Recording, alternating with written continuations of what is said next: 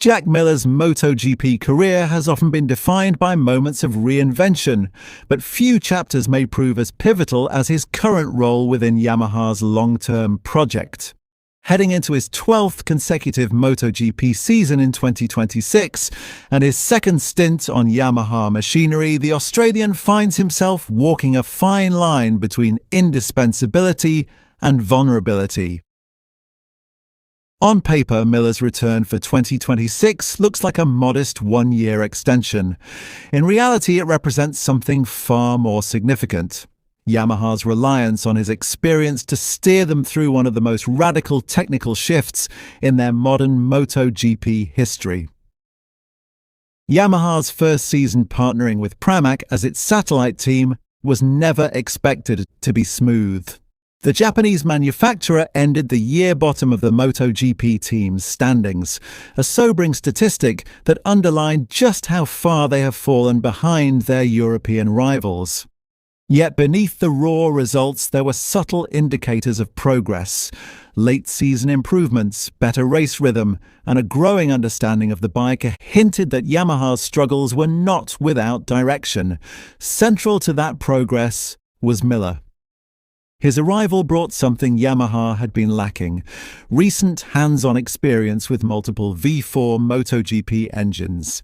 Unlike Fabio Quartararo, who has only ever raced Yamaha's inline-4 M1, Miller has raced and won on Honda, Ducati, and KTM machinery.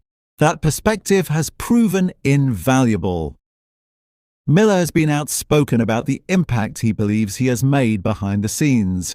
Speaking to Crash, he revealed that Yamaha's approach to bike setup and weekend preparation has undergone what he described as a dramatic transformation. With the information I was able to bring across from another manufacturer, I think it stopped them working in, let's say, the direction that they were, Miller explained. The bike, in terms of setup and stuff like that, has changed dramatically in the past 12 months. Just the way they approach the weekend, base setup and all that. This is a crucial admission. Yamaha's struggles in recent seasons have not been limited to engine performance alone. They have often been criticized for rigid working methods and an inability to adapt quickly during race weekends. Miller's influence appears to have challenged that mindset. From a journalistic standpoint, this suggests Yamaha may finally be embracing a more European-style development philosophy, something Ducati and KTM have mastered. Yamaha's move away from its long-serving inline-4 towards a V4 engine is nothing short of seismic. It marks the end of an era and a tacit admission that the old formula is no longer competitive under current regulations. Miller has been entrusted with leading the early development of this engine, particularly during the transitional phase before the 2027 switch to 850cc regulations. His feedback has reportedly stabilized the bike's behavior, but he is clear about what remains missing: more power.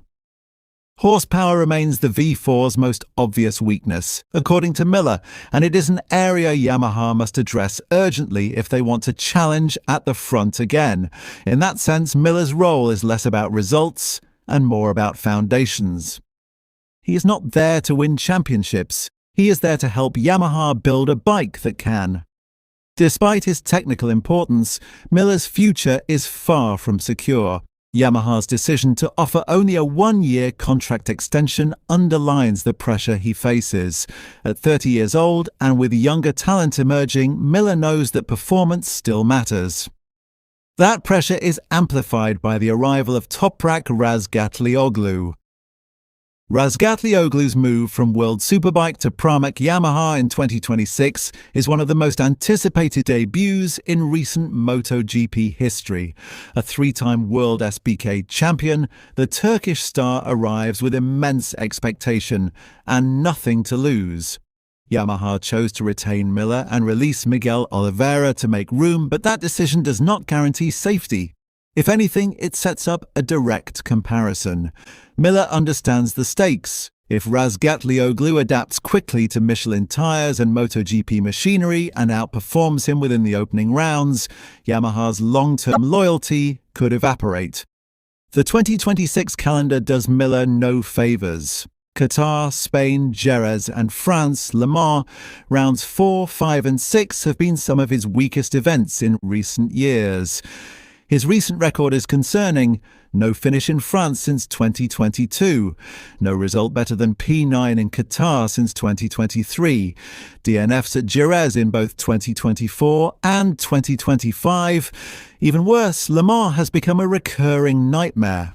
Miller's crash while leading the wet tyre group in the 2025 French Grand Prix was particularly painful, as Johann Zarco went on to take victory after Miller's high side. 3 consecutive race-ending crashes at Le Mans tell a harsh story.